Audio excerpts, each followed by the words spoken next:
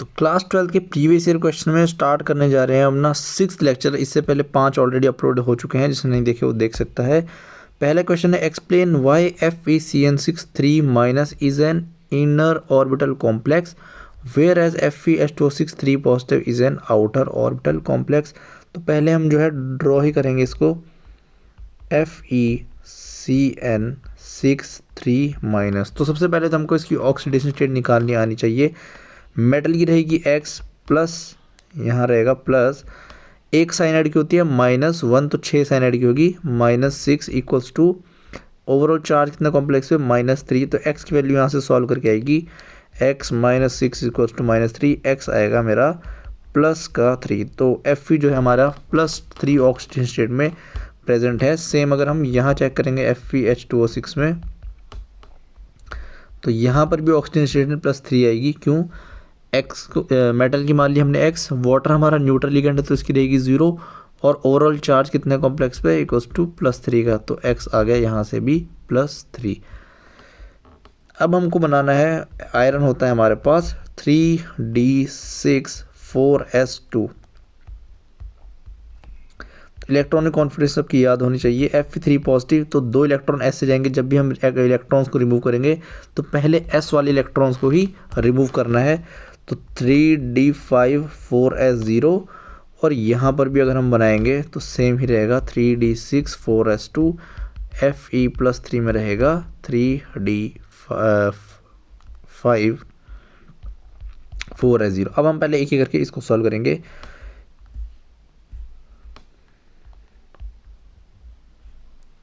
एक 2 3 4, ये इसका आ गया 4s, और ये आ गया इसका 4p।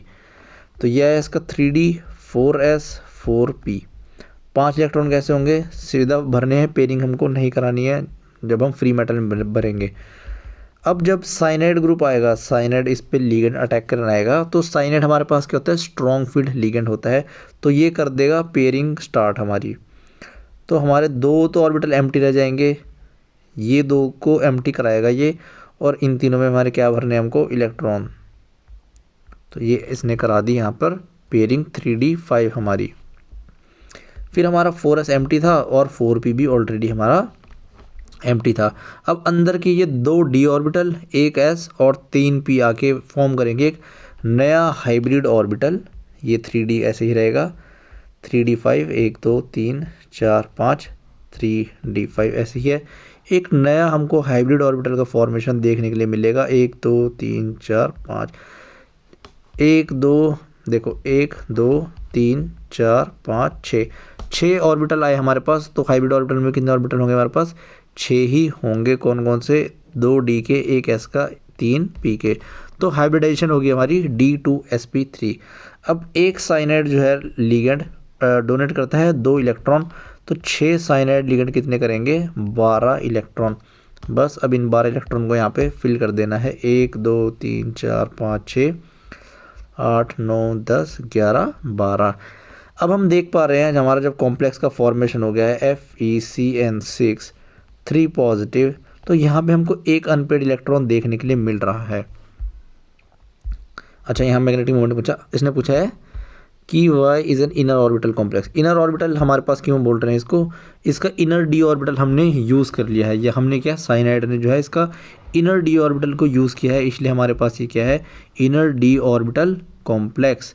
तो साइनाइड हमारे पास स्ट्रॉन्ग फील्ड लिगेंड है, इसने क्या करा दी है? इलेक्ट्रॉन्स की पेयरिंग करा दी है, इस वजह से ये इनर डी को यूज़ कर पा रहा है। लेकिन अगर हम यहाँ पर देखते हैं इसको, Fe+3 हमने, ये तो ऐसे ही भरेगा, बिल्कुल सेम ऐसे ही भरेगा ये, यहाँ कोई चेंज नहीं आएगा।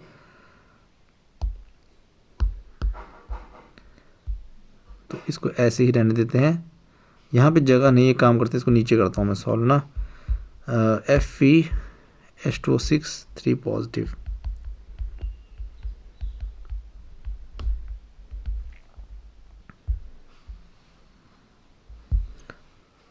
ये भर दिया है Fe3 पॉजिटिव। अब मेटल के पास जो होता है एक एम्प्टी आउटर डी भी प्रेजेंट होता है, ये होता है इसका 4d ऑर्बिटल।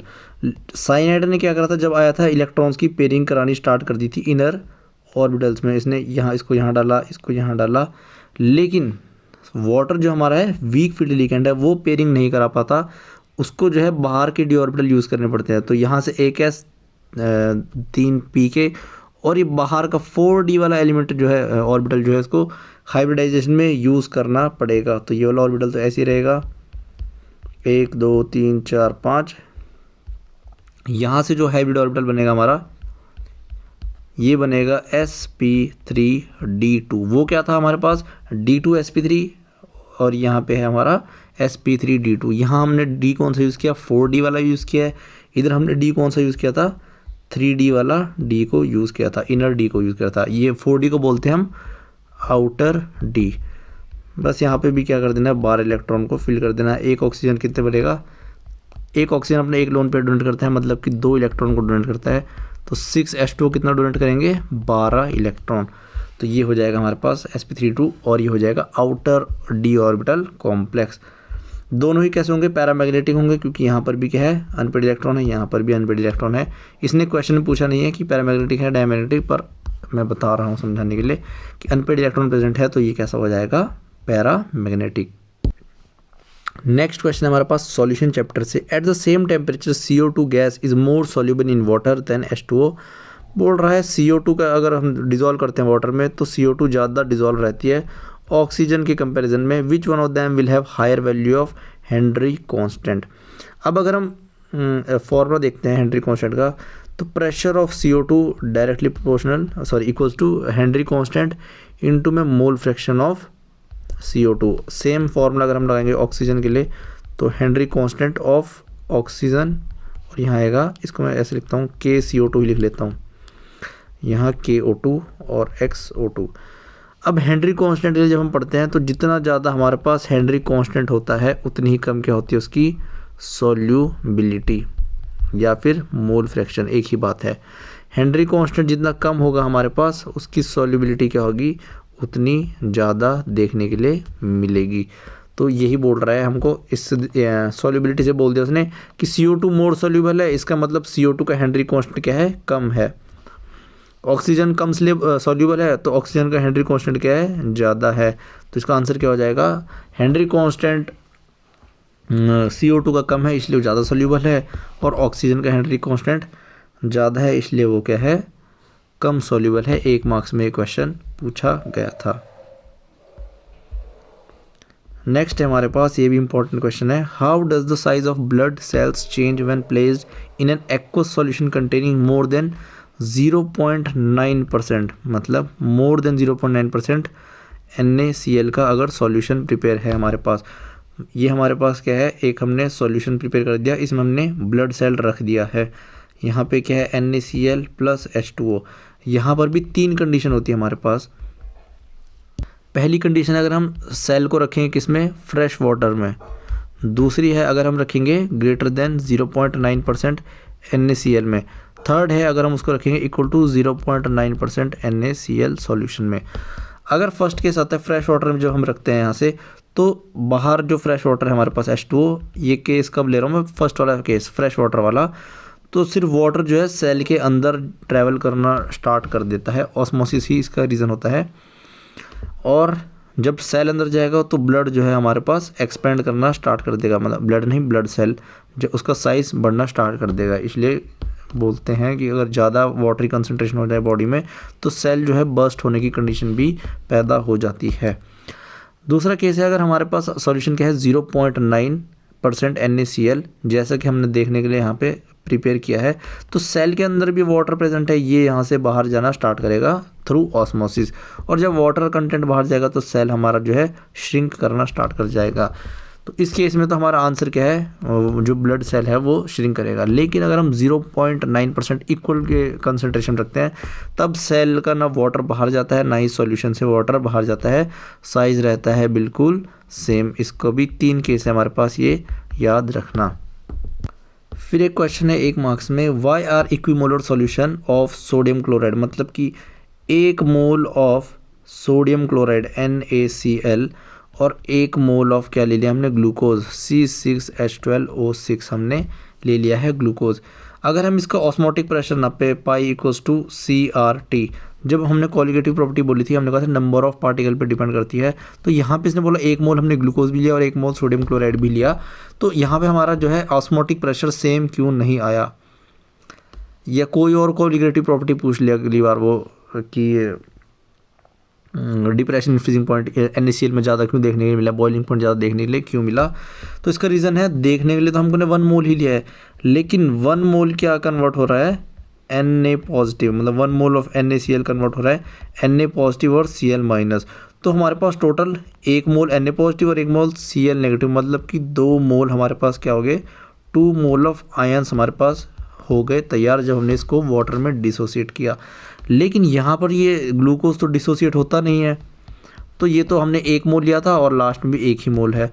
तो यहाँ पे I की वैल्यू क्या आएगी हमारी 2 आएगी, यहाँ पे I की वैल्यू आएगी 1 और I की वैल्यू अलग अलग आ रही है, तो हमारी जो कॉलिगेटिव प्रॉपर्टी जब हम सॉल्व करेंगे उन दोनों की वैल्यू भी अलग आएगी। तो जब यहाँ पर I की वैल्यू अलग है तो equimolar solution of sodium chloride isotonic कैसे होंगे, मतलब दोनों का सेम ऑस्मोटिक प्रेशर कैसे होगा। यहाँ पर भी अगर I की वैल्यू 1 आती है हमारी, तब हमारा ऑस्मोटिक प्रेशर जो है सेम होता है, या हम बोलते सॉल्यूशन हमारा आइसोटोनिक होता। नेक्स्ट क्वेश्चन है, ये भी 1 मार्क्स का क्वेश्चन है, ए वाला पार्ट, इसके शायद और पार्ट भी होंगे, देख लेंगे। NN dimethyl benzyl sulphonamide is insoluble in alkali. NN dimethyl, देखो जब हम सेकेंडरी एमीन की सल्फोनामाइड, मतलब ये बात हो रही है हिंसबर्ग टेस्ट की, यहाँ पे हमने सेकेंडरी अमीन लिया होगा R2NH और R भी क्या लिया होगा इसने, मिथाइल लिया होगा, तभी यहाँ पे डाई मिथाइल इसने बना होगा। इसकी रिएक्शन करते हैं बेंजीन सल्फोनाइल क्लोराइड से, S double bond O Cl, ये हमारे पास क्या है, हिंसबर्ग रिएजेंट, इसको बोलते हैं हम हिंसबर्ग रिएजेंट।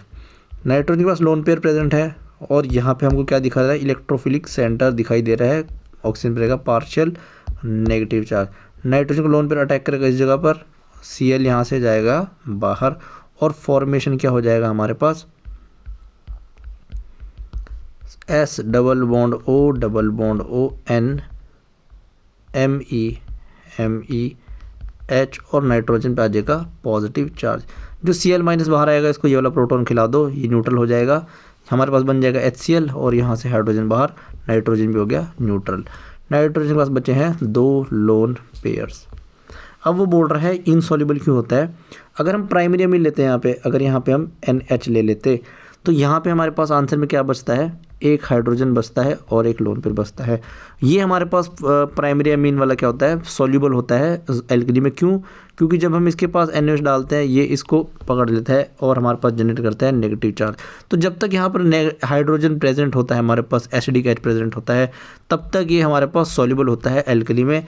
लेकिन अगर यहाँ पर कोई भी एसिडिक H प्रेजेंट नहीं है नाइट्रोजन के पास, तो ये हमारे पास सॉल्युबल नहीं होता है। यही रीज़न है हमारे पास कि NN डाइमिथाइल बेंजीन सल्फोन, ये हमारे पास NN dimethyl NN dimethyl benzene sulphonamide, dimethyl sulphonamide. Reason है इसके पास कि नाइट्रोजन के पास कोई भी एसिडिक H प्रेजेंट नहीं है, इस वजह से ये हमारे पास सॉल्युबल नहीं होता बेस में। प्राइमरी अमीन की जब मैं रिएक्शन कराऊंगा इसके साथ में, तो हमारे पास प्रोडक्ट में N के साथ एक H लगा हुआ मिलेगा, एक मिथाइल एक N, तो ये हमारा एल्कली में सॉल्युबल होगा। एल्कली मतलब बेस, बेस में सॉल्युबल हो जाएगा कि वहाँ पे हमारे पास नाइट्रोजन से लगा हुआ एक एसिडिक H हमको देखने के लिए मिल जाएगा। और टर्सरी अमीन तो रिएक्ट ही नहीं करता हिंसबर्ग रिएजेंट के साथ में, ये भी याद होगा। प्राइमरी वाला क्या होता है, सॉल्युबल हो जाता है एल्कली में जब हम उसकी रिएक्शन कराते हैं हिंसबर्ग रिएजेंट के साथ। सेकेंडरी वाला रिएक्ट तो करता है लेकिन कैसा होता है, इनसॉल्युबल इन बेस या एल्कली इन बेस।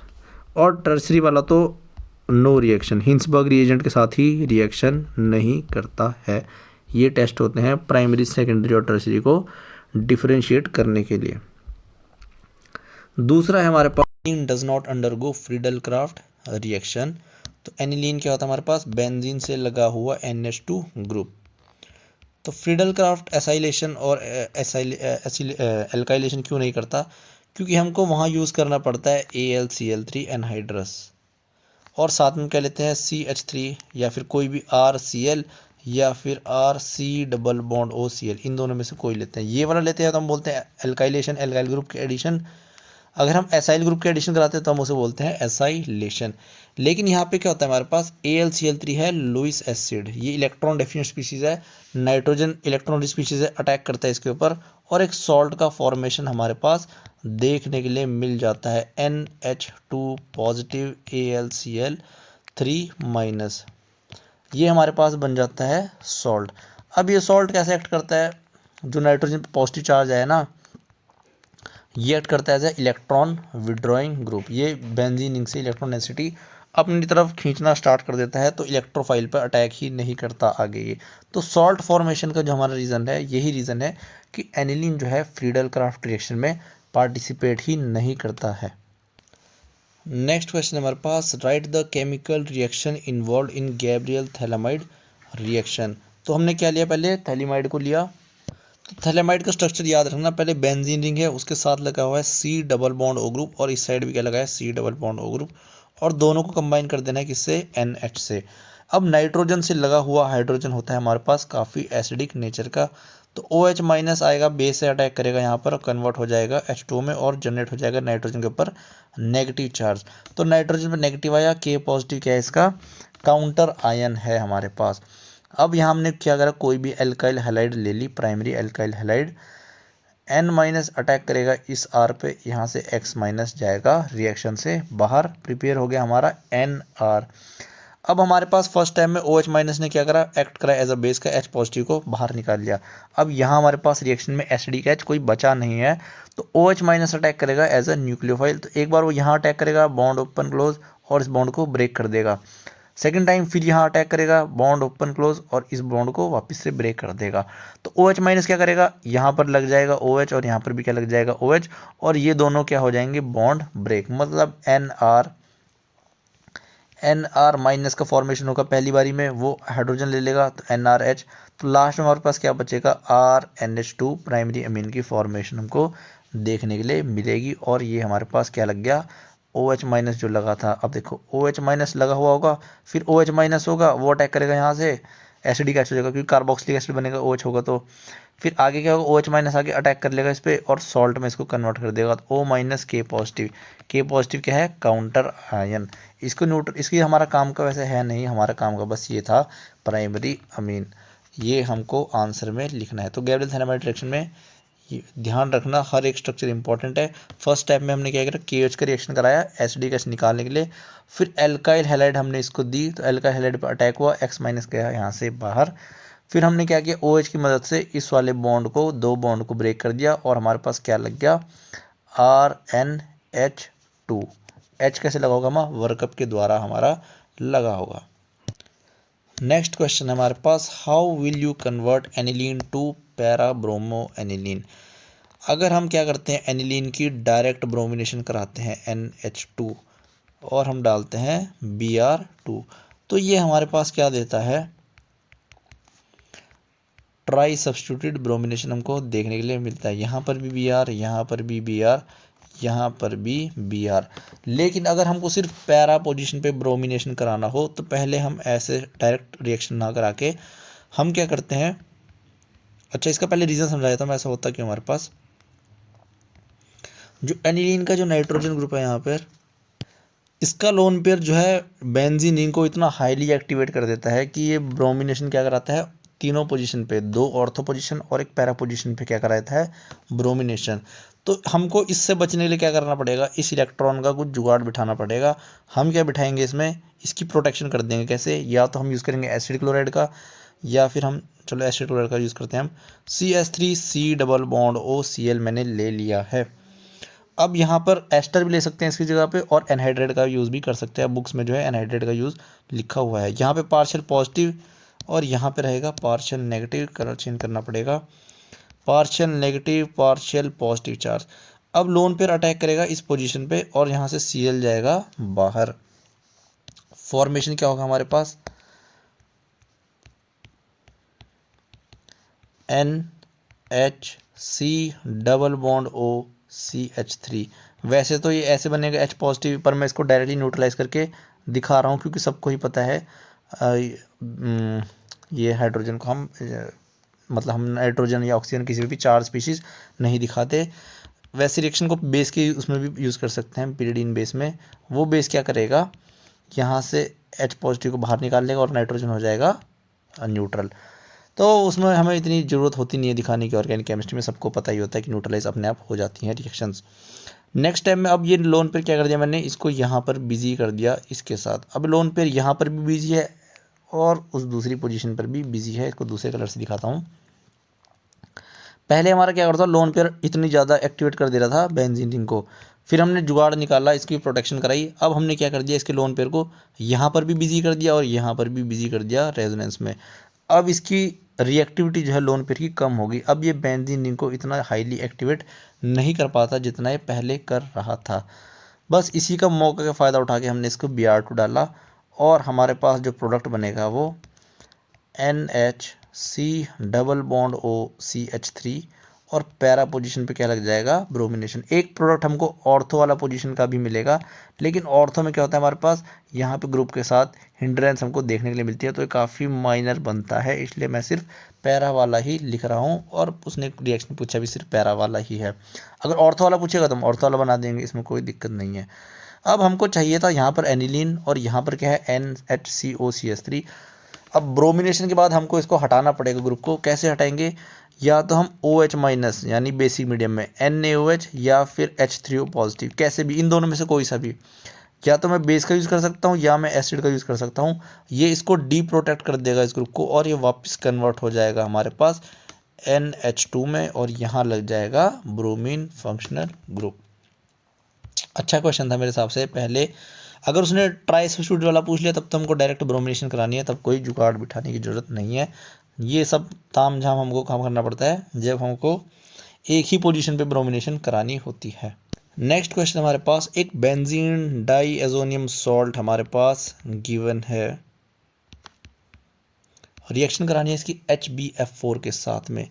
तो पहले तो ये क्या करता है, हमको रिएक्शन अच्छे से सारी आनी चाहिए। मैंने डाइजोनियम सॉल्ट से होने वाली जितनी भी रिएक्शन है उसका भी एक सेपरेट वीडियो बना के रखी हुई है, सर्च कर लेना। तो Cl नेगेटिव को पहले बाहर निकालेगा HbF4 माइनस करके। अब यहाँ से ये डाल रहा है NaNO2 प्लस कॉपर और साथ में हीट। ट्राइंगल का मतलब होता है हीट। ये हमारा कन्वर्ट हो जाएगा डायरेक्टली इसमें NO2 ग्रुप में। अगर हमारे पास ये गिवन ना हो कंडीशन, अगर सिर्फ हीटिंग कंडीशन गिवन कर देना ये, तो ये हमारे पास कन्वर्ट हो जाएगा किसमें, फ्लोरोबेंजीन में। ये आ जाएगा हमारा आंसर। तो NaNO2 डालने से ये कन्वर्ट हो रहा है नाइट्रोबेंजीन में। नेक्स्ट है हमारे पास कार्बोक्सिलिक एसिड की रिएक्शन कराई है NH3 ग्रुप से अमोनिया के साथ में। तो कार्बोक्सिलिक एसिड होता है COOH, जब रिएक्ट करेगा NH3 के साथ में, हीटिंग कंडीशन गिवन है, तो कार्बोक्सिलिक एसिड को ये कन्वर्ट करता है एमाइड फंक्शनल ग्रुप में C डबल बॉन्ड ONH2 में। ये हमारा बन गया है A। अब इसकी रिएक्शन किससे करा रखी है, Br2 प्लस NaOH के साथ। तो ये हमको सबसे पहले पहचान में आनी चाहिए रिएक्शन कौन सी है हमारी, ये है हॉफमैन ब्रोमाइड डिग्रेडेशन रिएक्शन। क्या करती है, अमाइड को करती है अमीन में कन्वर्ट, लेकिन एक कार्बन जो है लेस कन्वर्जन में हमको देखने के लिए मिलता है। तो CONH2 का ये वाला कार्बन हट जाता है और सिर्फ बचता गया यहाँ पर NH2 हमारे पास बचता है। अगर कोई भी रिएक्शन हमारे पास C डबल बॉन्ड NH2, इसकी रिएक्शन कराएंगे हम NaOH प्लस Br2 के साथ में, तो ये बनता है हमारे पास RNH2। इंपॉर्टेंट रिएक्शन है।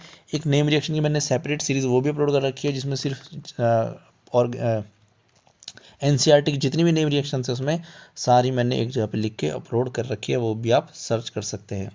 तो इस वीडियो में इतना ही और मिलते हैं ऐसी और वीडियो के साथ अगले लेक्चर में।